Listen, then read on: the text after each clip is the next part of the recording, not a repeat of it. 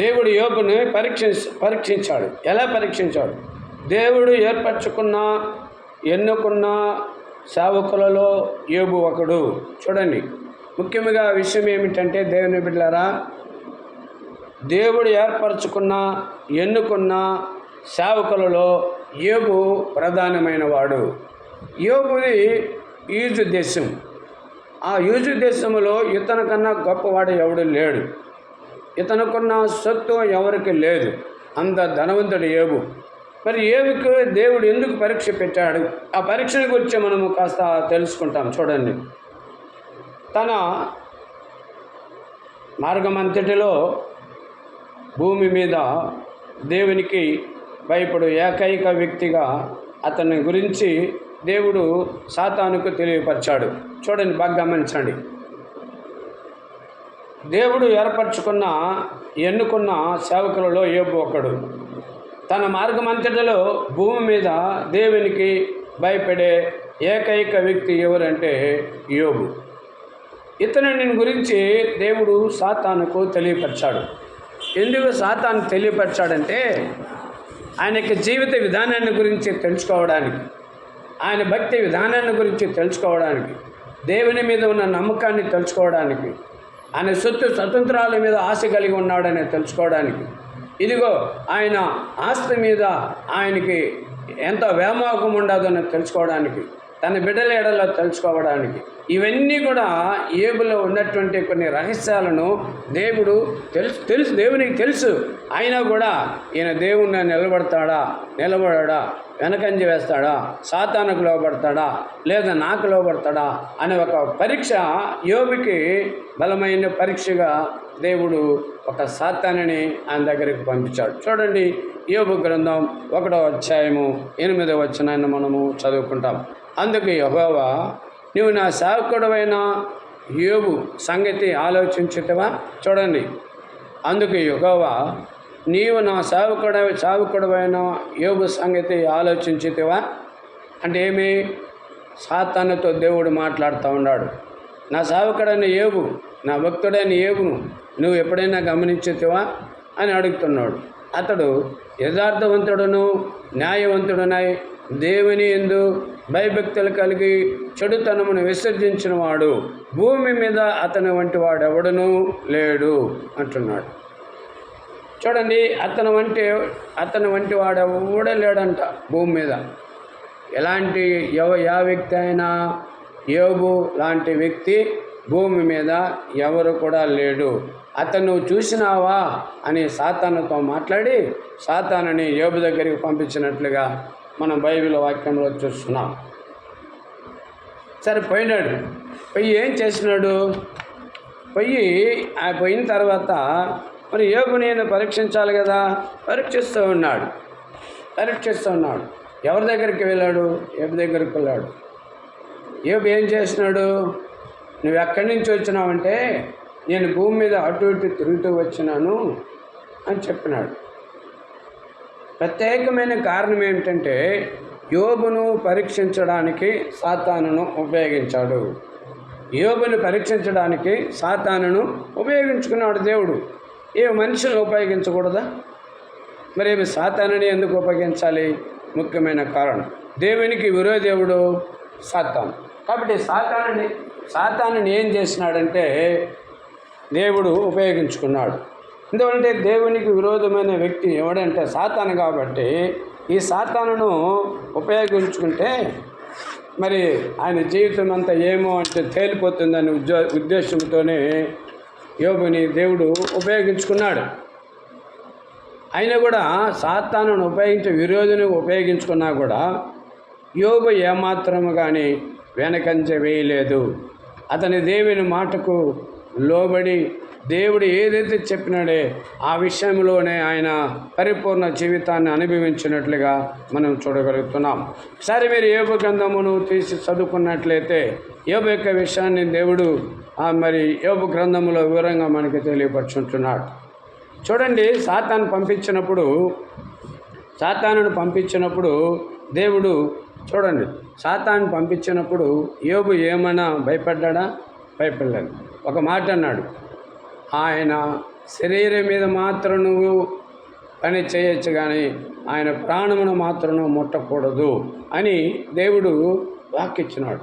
దాని ప్రకారమే భూమి మీద కూడా సాతాను ఆయన ప్రాణాన్ని ముట్టకుండా ఆయన శరీరం మీదనే ప్రభావం చూపించాడు. ప్రియమైనటువంటి దేవుని బిడ్డలారా, ఆయన శరీరం మీద ప్రభావం చూపించినప్పుడు యోబు ఏమైనా భయపడ్డా? భయపడలేదు. యోబు వెనక్కి వెళ్ళాడా? వెనక్కి వెళ్ళలేదు. మరి ఏమి కారణం? దేవుని మీద ఉన్నటువంటి ఒక మంచి విశ్వాసం, నమ్మకము, భయము, భక్తి, వినయ విధేయతలు, దేవుని కట్టడలు ఆయనలో ఉన్నందువలన యోబు ఏమాత్రము కానీ భయపడలేదు. ప్రియమైనటువంటి దేవుని బిడ్డలారా, ఆ సాతాను వచ్చి ఆయన చేసినాడు. చూడండి, ఒక దినమున యోబు కుమార్తెలు తమ అన్నగారి ఇంట భోజనము చేయొచ్చు, ద్రాక్షారస పానము చేయుచుండగా ఒక దూత అతని వద్దకు వచ్చి ఎద్దులు నాగలి దున్నుచు గాడిదలు వాటి సమీపమున మేయుచుండగా షాబాయిలు వాటి మీద పడి వాటిని పట్టుకొని పోయి ఖడ్గముతో పనివారిని హతము చేసిరి. జరిగిన నీకు తెలియజేయటకు నేనెక్కడనే తప్పించుకొని వచ్చి ఉన్నానను. ఇది ఎవరు మాట్లాడుతున్నారు? సాతానుడు యోబుతో మాట్లాడుతూ ఉన్నాడు. ప్రియ సహోదరి, సహోదరుడా, దేవుని మీద విశ్వాసము కలుగుతున్నటువంటి ప్రియ దేవుని బిడ్డ, దేవునికి అంటగట్టబడినటువంటి ప్రియ దేవుని సేవకులారా, దేవుని విశ్వాసులారా, దేవునిలో జీవిస్తున్న వారులారా, నీలో విశ్వాసము బలముగా ఉంటే నీవు సాతానికి సాక్ష్యం చెప్పవలసినటువంటి అవసరత నీకు లేదు.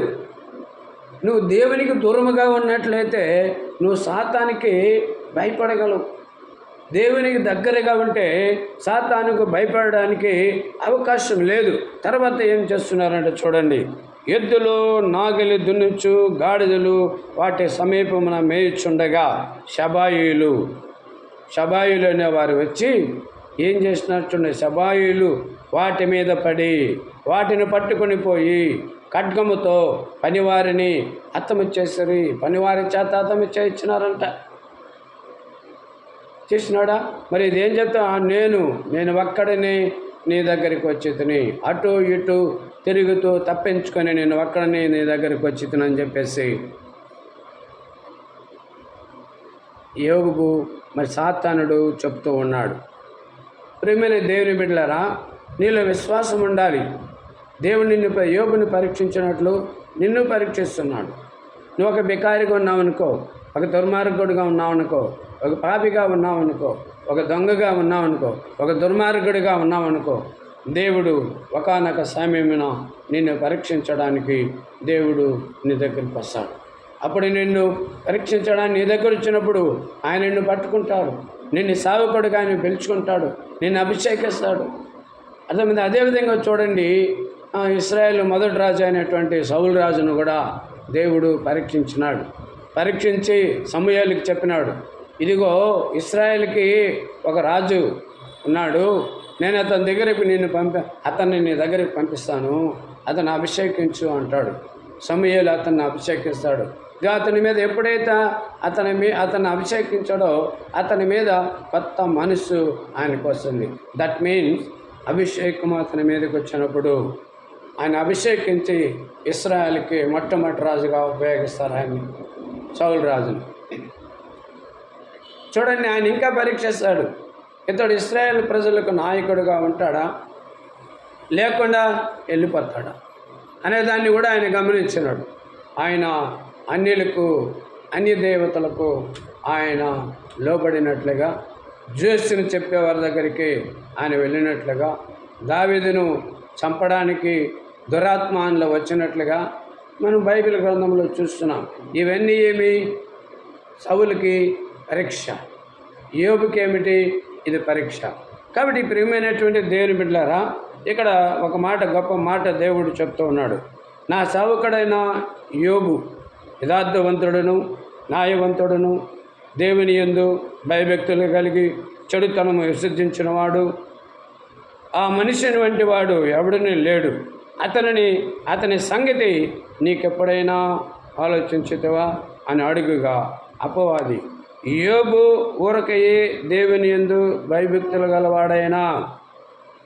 అయ్యా యేసయ్యా నువ్వు చెప్తున్నావు కదా, మరి యోబు ఊరకనే నీ యందు భయభక్తులు గలవాడైనాడా?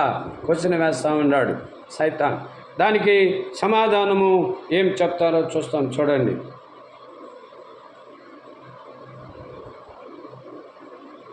అతని సంగతి నీవెప్పుడైనా ఆలోచించుతావా అని అడుగుగా అపవాది, యోబు ఊరకే దేవుని యందు భయభక్తులు గలవాడైనా. బైబిల్ చూడండి, క్వశ్చన్ మార్క్ వేసి ఉండాలి.